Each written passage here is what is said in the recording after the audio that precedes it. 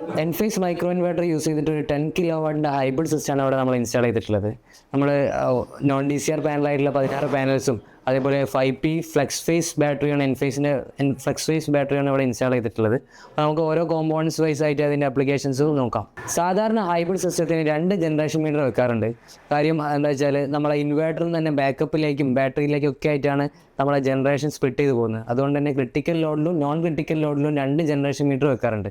എന്നാൽ micro inverter വെക്കുന്ന കേസിൽ റൂഫ് ടോപ്പിൽ തന്നെ ഡയറക്റ്റായിട്ട് നമുക്ക് AC പവറാണ് വരുന്നത്. അതുകൊണ്ട് തന്നെ നമുക്ക് ആ പോകുന്ന വഴിക്ക് തന്നെ ഒരു ജനറേഷൻ മീറ്റർ സെറ്റ് ചെയ്ത് കഴിഞ്ഞാൽ നമുക്ക് ടോട്ടൽ ജനറേഷൻ അറിയാൻ പറ്റും. അതുകൊണ്ട് തന്നെ നമ്മൾ ഈ സൈഡിൽ ആകെ ഒരു ജനറേഷൻ മീറ്ററാണ് വെച്ചിട്ടുള്ളത്. ഇപ്പോൾ റൂഫ് ടോപ്പിൽ നിന്ന് വരുന്ന 3 ഫേസ് കണക്ഷൻ നേരെ നമ്മളൊരു ഐസൊലേറ്ററിൽ കയറി ഐസൊലേറ്റർ വഴി നമ്മളെ 3 ഫേസ് ജനറേഷൻ മീറ്ററിൽ കയറിയിട്ടാണ് നമ്മളെ കൺട്രോൾ യൂണിറ്റിലേക്ക് പോകുന്നത്. നമ്മളിവിടെ യൂസ് ചെയ്തിട്ടുള്ള ബാറ്ററി എന്ന് പറയുന്നത് എൻഫേസിൻ്റെ തന്നെ IQ5P ഫ്ലെക്സ് ഫേസ് ബാറ്ററിയാണ്. ഈ ഫ്ലെക്സ് ഫേസ് എന്ന് പറഞ്ഞു കഴിഞ്ഞാൽ സിംഗിൾ ഫേസിലും 3 ഫേസിലും നമുക്ക് ബാക്കപ്പ് എടുക്കാൻ പറ്റുന്ന ബാറ്ററി ആയതുകൊണ്ടാണ് ഫ്ലെക്സ് ഫേസ് എന്ന് പറയുന്നത്. നമുക്കത് കോൺഫിഗറേഷൻ ചെയ്യുന്ന സമയത്ത് നമുക്ക് ഏത് ഫേസിലേക്ക് വേണമെങ്കിലും കോൺഫിഗർ ചെയ്യാവുന്നതാണ്. അപ്പോൾ ഇതിൽ നിന്ന് കിട്ടുന്ന ഔട്ട്പുട്ട് എന്ന് പറയുന്നത് 3.8 കിലോ വാട്ടിൻ്റെ കണ്ടിന്യൂസ് ആയിട്ടുള്ള ഔട്ട്പുട്ട് കിട്ടും. അതുപോലെ തന്നെ ഫസ്റ്റത്തെ 3 സെക്കൻഡിൽ 3.8ൻ്റെ ഡബിൾ ആയിട്ടുള്ള 7.6 കിലോ വാട്ട് നമുക്ക് ഫസ്റ്റത്തെ 10 സെക്കൻഡിൽ നമുക്ക് ഔട്ട്പുട്ടായിട്ട് വിഡ്രോ ചെയ്യാൻ പറ്റുന്നതാണ്.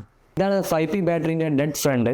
നമ്മൾ ഈ കാണുന്ന ഈ ഒരു സൈഡിൽ ഒരു 3 മൈക്രോ ഇൻവേർട്ടേഴ്സ് ഉണ്ട്. അതുപോലെ ഈ ബാക്ക് സൈഡിൽ ഒരു 3 മൈക്രോ ഇൻവേർട്ടേഴ്സ് ഉണ്ട്. ടോട്ടൽ 6 മൈക്രോ ഇൻവേർട്ടേഴ്സ് ആണുള്ളത്.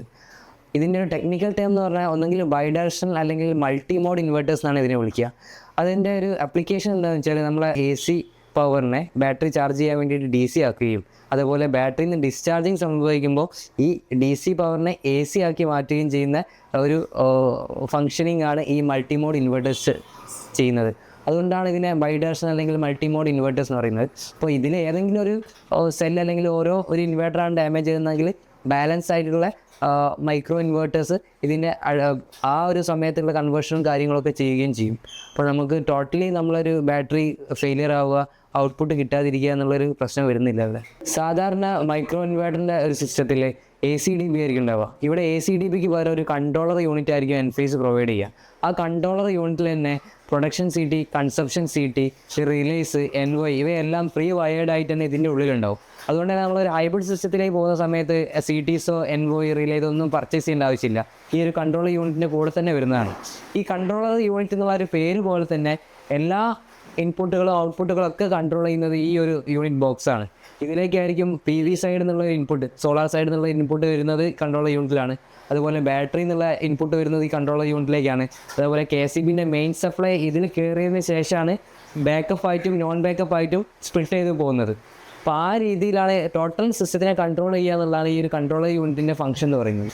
ഈ കൺട്രോളർ യൂണിറ്റിൽ നമ്മൾ എല്ലാ ഇൻപുട്ടും ഔട്ട്പുട്ടും ഒരു MCBകൾ വെച്ചിട്ട് പ്രൊട്ടക്റ്റ് ചെയ്യേണ്ട ഒരു ആവശ്യകതയുണ്ട്. അതുകൊണ്ട് തന്നെയാണ് നമ്മൾ ഇതിൻ്റെ ഉള്ളിൽ ഓരോ MCBകളും ഓരോ സപ്ലൈക്ക് ഇൻപുട്ടിനും ഔട്ട്പുട്ടിനായിട്ട് കൃത്യമായിട്ട് നമ്മൾ റേറ്റിംഗ് ഓരോ പവർ റേറ്റിങ്ങിനനുസരിച്ചുള്ള MCBs ഇവിടെ ഇൻസ്റ്റാൾ ചെയ്യുന്നുണ്ട്. അപ്പോൾ ഇതിൽ ഇൻസ്റ്റാൾ ചെയ്യാൻ സ്പേസ് ഇല്ലാത്ത MCBകൾ നമ്മൾ പുറത്തൊരു ജംഗ്ഷൻ ബോക്സ് വെച്ചിട്ട് അവിടെയും നമ്മൾ MCB സെറ്റ് ചെയ്തിട്ടുണ്ട്. ഇനി അതുപോലെ തന്നെ ആ MCBന്ന് ഈ ഒരു കൺട്രോളർ ബോക്സിലേക്ക് ടെർമിനൽസിലേക്ക് കണക്ട് ചെയ്യുന്നത് എങ്ങനെയൊക്കെയാണെന്നുള്ളത് ഇതിൽ തന്നെ കളർ കോഡായിട്ടും ഐഡൻറ്റിഫിക്കേഷൻ മാർക്കായിട്ടും കൊടുത്തിട്ടുണ്ട്. അപ്പോൾ നമുക്ക് ഇവിടെയാണ് PV ഇൻപുട്ട് വരുന്നുണ്ട്, അതുപോലെ ബാറ്ററി ഇൻപുട്ട് വരുന്നുണ്ട്, ബാക്കപ്പ് ലോഡുകളുടെ ടെർമിനൽസ് വരുന്നുണ്ട്, നോൺ ബാക്കപ്പ് ലോഡിൻ്റെ ടെർമിനൽസ് വരുന്നുണ്ട്, അതുപോലെ KCB മെയിൻ സപ്ലൈൻ്റെയും കൂടി ടെർമിനൽസ് ഇതിൻ്റെ കൂടെ വരുന്നുണ്ട്. നമ്മൾ റൂഫ് ടോപ്പ് എന്ന് വരുന്നത് നേരത്തെ നമ്മൾ പറഞ്ഞ ജനറേഷൻ മീറ്ററിൽ കയറിയിട്ടാണ് നമ്മൾ കൺട്രോളർ യൂണിറ്റിലേക്ക് എത്തുന്നത്. ആ കൺട്രോളർ യൂണിറ്റിൻ്റെ ടെർമിനലിൽ കണക്ട് ചെയ്യുന്നത് തൊട്ട് മുന്നേ ആയിട്ട് നമ്മളൊരു 4 പോൾ MCB വെച്ചിട്ടാണ് കണക്ട് ചെയ്യുന്നത്. അപ്പോൾ ഇവിടെ നോക്കിയാൽ തന്നെ അറിയാൻ പറ്റും PVL1, PVL2, PVL3 അതുപോലെ കോമൺ ന്യൂട്രലാണ്. അപ്പോൾ ഈ MCBയിൽ കയറിയിട്ട് നേരെ ഇതിലേക്ക് കേബിൾ കണക്ട് ചെയ്യുകയാണ് ചെയ്യുക. അതുപോലെ തന്നെ ബാറ്ററി എന്ന് വരുന്നത് നമ്മളിവിടെ ഫ്ലെക്സ് ഫേസ് ബാറ്ററി ആണെങ്കിൽ പോലും നമ്മൾ സിംഗിൾ ഫേസിലാണ് കോൺഫിഗർ ചെയ്യുന്നത്. അതുകൊണ്ട് കസ്റ്റമർക്ക് സിംഗിൾ ഫേസ് ബാക്കപ്പാണ് വയറിങ് ചെയ്തിട്ടുള്ളത്. അതുകൊണ്ട് തന്നെ 20 ആംപിയറിൻ്റെ 2 പോൾ MCB ആണ് നമ്മൾ യൂസ് ചെയ്തിട്ടുള്ളത്. ഒരു സിംഗിൾ ബാറ്ററി 16 ആംപിയർ ആയിരിക്കും ചാർജിങ് കറണ്ട് വരിക.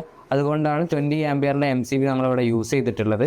അത് നേരെ ഇവിടുത്തെ ഒരു ബാറ്ററീൻ്റെ L1, ബാറ്ററീൻ്റെ L2, ബാറ്ററീൻ്റെ L3, ബാറ്ററിൻ്റെ neutral bar വരുന്നത് ഇവിടെയാണ്. പക്ഷേ ഇവിടെ നമുക്ക് സിംഗിൾ ഫേസ് ബാറ്ററി ആയതുകൊണ്ട് തന്നെ നമുക്ക് ബാറ്ററിൻ്റെ L1ഉം ബാറ്ററിൻ്റെ ന്യൂട്രൽ മാത്രം യൂസ് ചെയ്താൽ മതി. ബാറ്ററി L2, L3 വേക്കൻ്റ് ആയിട്ട് അവിടെ വെക്കുകയാണ് ചെയ്യേണ്ടത്. അതുപോലെ നോൺ ബാക്കപ്പ് നമ്മൾ ഇവിടെ നിന്ന് എടുക്കുന്ന സമയത്തും അതും ഒരു MCB 2 MCB വഴിയാണ് നമ്മളെ വീടിൻ്റെ ഉള്ളിലേക്കുള്ള സപ്ലൈയിലേക്ക് പോകുന്നത്. അതിനും നമ്മളൊരു 32 ആംപിയറിൻ്റെ ഒരു 2 MCB ആണ് അവിടെ ഫിക്സ് ചെയ്തിട്ടുള്ളത്. ബാക്കപ്പ് ലോഡുകളുടെ ടെർമിനൽസ് ഇവിടെ കണ്ടാൽ അറിയാൻ പറ്റും. ബാക്കപ്പ് ലോഡ് ന്യൂട്രലിൻ്റെ ടെർമിനലാണിത്, L1ൻ്റെ ടെർമിനലാണിത്. ഇത് നേരെ നമ്മൾ 2 MCB കയറിയിട്ടാണ് നേരെ വീടിൻ്റെ ഉള്ളിലേക്ക് പോകുന്നത്. അതുപോലെ തന്നെ ഇനി നമുക്ക് KCBൻ്റെ മെയിൻ സപ്ലൈ ഇതിൻ്റെ ഉള്ളിലേക്ക് കയറണം. അതുപോലെ നോൺ ബാക്കപ്പ് സപ്ലൈയും വീടിൻ്റെ ഉള്ളിലേക്ക് പോകണം. അപ്പോൾ ഇത് രണ്ടിനും വെക്കേണ്ട 4 MCB നമുക്ക് ഇതിൻ്റെ ഉള്ളിൽ വെക്കാൻ സ്പേസ് ഇല്ലാത്തതുകൊണ്ട് തന്നെ നമ്മൾ പുറത്തൊരു എക്സ്ട്രാ ജംഗ്ഷൻ ബോക്സ് വെച്ചിട്ടാണ് നമ്മൾ ആ 4 MCB ഇവിടെ സെറ്റ് ചെയ്തിട്ടുള്ളത്. ഈ ഒരു MCB എന്ന് പറയുന്നത് നമ്മളെ KCB എന്ന് വരുന്ന മെയിൻ സപ്ലൈ നമ്മളെ കൺട്രോളർ യൂണിറ്റിലേക്ക് കയറുന്നതിന് തൊട്ട് മുന്നേ തന്നെ ഈ ഒരു 4 MCBയിലേക്കും അതുപോലെ ഇതിനോട് പാരലൽ ചെയ്തിട്ട് നമ്മളൊരു സീറ്റലിൻ്റെ SPD വെച്ചിട്ടുണ്ട്. അതെന്തിനാണെന്ന് വെച്ചാൽ നമ്മളെ കൺട്രോളർ യൂണിറ്റിനെ പ്രൊട്ടക്റ്റ് ചെയ്യാൻ വേണ്ടിയിട്ട് KCB സപ്ലൈ എന്നൊക്കെ വരുന്ന സർജസ് എന്നൊക്കെ പ്രൊട്ടക്റ്റ് ചെയ്യാൻ വേണ്ടിയിട്ടാണ് നമ്മളൊരു സീറ്റലിൻ്റെ SPD ഇവിടെ വെച്ചിട്ടുള്ളത്. അപ്പം KCBയിൽ നിന്ന് മീറ്ററിൽ കയറി KCBൻ്റെ മെയിൻ സ്വിച്ച് വഴി ആദ്യം ഈ ഒരു 4 MCBയിലേക്കും SPD വഴിയാണ് നമ്മളെ കൺട്രോളർ യൂണിറ്റിലേക്ക് മെയിൻ സപ്ലൈ ഇൻപുട്ട് കൊടുക്കുന്നത്. അവിടെ നിന്ന് പിന്നെ നമ്മൾ ബാക്കപ്പ് ലൈനായിട്ടും നോൺ ബാക്കപ്പ് ലൈനായിട്ടാണ് വീടിൻ്റെ ഉള്ളിലേക്ക് സ്പ്ലിറ്റ് ചെയ്ത് പോകുന്നത്. ബാക്കപ്പിന് ഞാൻ നേരത്തെ പറഞ്ഞു ഒരു 2 MCB 32 ആംപിയറിൻ്റെ സെറ്റ് ചെയ്തിട്ടുണ്ട്. ഇത് കൺട്രോളർ യൂണിറ്റിൽ തന്നെ സെറ്റ് ചെയ്തിട്ടുണ്ട്. ഈ നോൺ ബാക്കപ്പ് അതേപോലെ ഇവിടെ 3 ഫേസ് ആണ് നോൺ ബാക്കപ്പ് ഉള്ളത്. അപ്പോൾ ആ 3 ഫേസ് കേബിൾ നമ്മൾ ഇതിൽ നിന്ന് എടുത്തിട്ട് ഇവിടെ വെക്കാൻ MCB വെക്കാനുള്ള സ്പേസ് ഇല്ലാത്തതുകൊണ്ട് തന്നെ നമ്മളൊരു ജംഗ്ഷൻ ബോക്സ് വെച്ചിട്ടുണ്ട്. ആ ജംഗ്ഷൻ ബോക്സിൽ നമ്മളൊരു 4 MCB സെറ്റ് ചെയ്തിട്ടുണ്ട്. ആ 4 MCBയിൽ കയറിയിട്ടാണ് വീടിൻ്റെ ഉള്ളിലേക്കുള്ള ലൈനിലേക്ക് അത് പോയിട്ടുള്ളത്.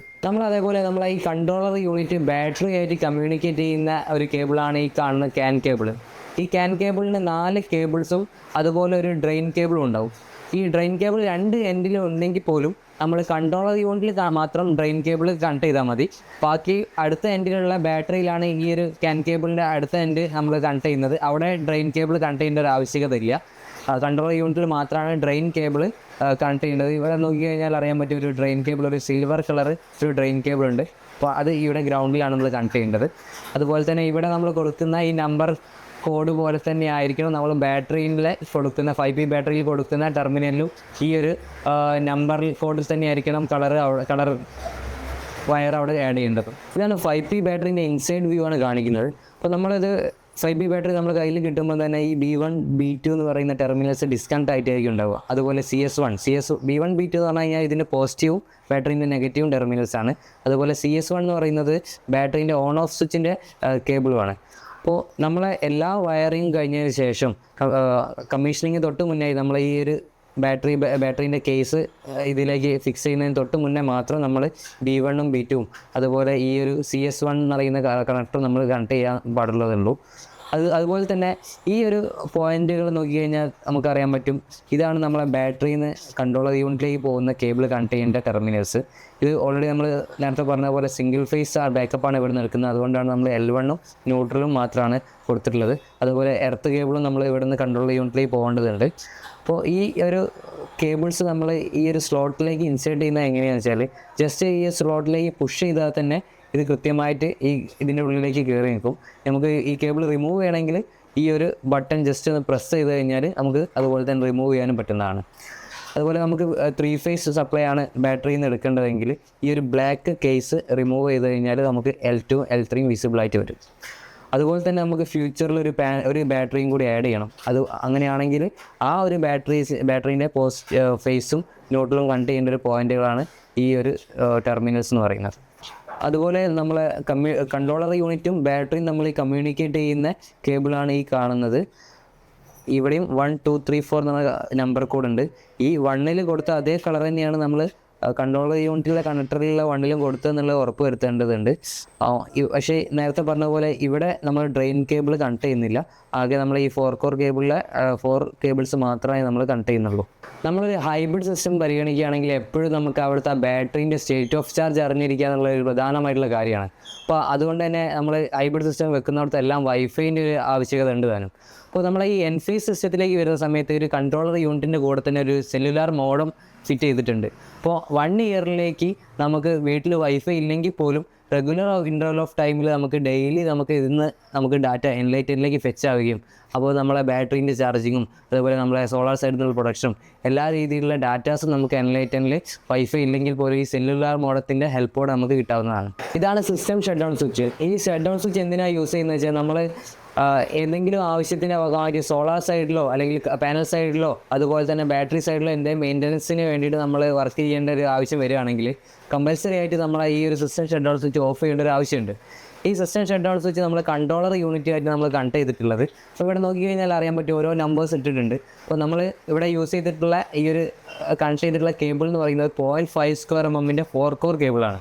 അപ്പോൾ ഇവിടെ നമ്മൾ 1ൽ ഏത് കളറാണോ നമ്മൾ കണക്ട് ചെയ്തിട്ടുള്ളത് അതേ കളർ തന്നെ ആയിരിക്കണം കൺട്രോളർ യൂണിറ്റിലെ കണക്ടറിലെ 1ൽ കണക്ട് ചെയ്തതെന്നുള്ളത് നമ്മൾ ഉറപ്പ് വരുത്തണം നമ്മൾ വയറിങ്ങിൻ്റെ സമയത്ത്.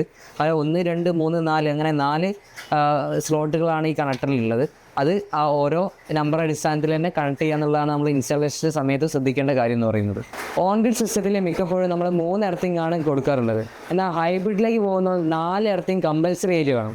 അത് ഏതൊക്കെയാണെന്ന് വെച്ചാൽ ലൈറ്റ്നിങ് അറസ്റ്ററിന് വേണ്ടിയിട്ട് ഒരു എർത്തിങ്ങും, രണ്ടാമത്തെ എർത്തിങ് വരുന്നത് നമ്മളെ സ്ട്രക്ചർ പാനിൽ വെച്ചിട്ടുള്ള സ്ട്രക്ചർ എർത്ത് ചെയ്യേണ്ട ഒരു ആവശ്യമുണ്ട്. മൂന്നാമതായിട്ട് നമ്മൾ യൂസ് ചെയ്യുന്ന കൺട്രോളർ യൂണിറ്റിന് സെപ്പറേറ്റ് ആയിട്ട് കമ്പൽസറി ആയിട്ട് ഒരു എർത്തിങ് ആവശ്യമാണ്. അതുപോലെ തന്നെ KCB പാനൽ ബോർഡിൽ നിന്ന് വരുന്ന മെയിൻ സപ്ലൈ കൺട്രോളർ യൂണിറ്റിൽ കയറുന്നതിന് മുന്നേ തന്നെ നമ്മൾ സെറ്റ് ചെയ്തിട്ടുള്ള ഒരു SPD ഉണ്ട്. ആ SPD-യും അതിന് ഒരു ഇൻഡിവിജ്വൽ ആയിട്ടുള്ള ഒരു എർത്തിങ് സിസ്റ്റം നമ്മൾ ചെയ്യേണ്ടതുണ്ട്. സോ ഇത്രയാണ് നമ്മളൊരു എൻഫേസ് ഹൈബ്രിഡ് സിസ്റ്റം ചെയ്യുമ്പോൾ ഉണ്ടാകുന്ന കാര്യങ്ങളൊക്കെ നമ്മൾ ശ്രദ്ധിക്കേണ്ടതും നമ്മൾ ഇൻസ്റ്റാളേഷൻ്റെ കാര്യങ്ങളൊക്കെയാണ് ഇപ്പോൾ സംസാരിച്ചുകൊണ്ടിരുന്നത്. എൻ്റെ പേര് അഖിൽ, ഞാൻ പ്രൊജക്ട് മാനേജറാണ് സണ്ണി ഡേ സോളാറിൻ്റെ. ഈ വീഡിയോ നമ്മൾ അത്ര പ്രൊഫഷണൽ ആയിട്ടൊന്നുമല്ല എടുത്തിട്ടുള്ളത്. എന്നിരുന്നാലും ഒരു ഹൈബ്രിഡ് സിസ്റ്റം ചെയ്യുന്ന ഒരു ഇൻസ്റ്റാളർക്ക് പല രീതിയിലുള്ള സംശയങ്ങൾ വരാം, പ്രത്യേകിച്ച് എൻഫേസിൻ്റെ കാര്യങ്ങളൊക്കെ ആകുമ്പോൾ. അപ്പോൾ അതിൻ്റെ ഒരു സംശയങ്ങൾ നിവാരണത്തിനൊക്കെ വേണ്ടിയിട്ട് നിങ്ങൾക്ക് എന്ത് രീതിയിലുള്ള ഹെൽപ്പ് വേണമെങ്കിലും നമ്മൾ സണ്ണി ഡേ സോളാറിനെ കോൺടാക്റ്റ് ചെയ്യാവുന്നതാണ്. നമുക്ക് കൃത്യമായിട്ടുള്ള അതിൻ്റെ ഒരു സപ്പോർട്ട് നമുക്ക് തരാൻ പറ്റുന്നതാണ്. സോ എല്ലാവർക്കും താങ്ക് യു.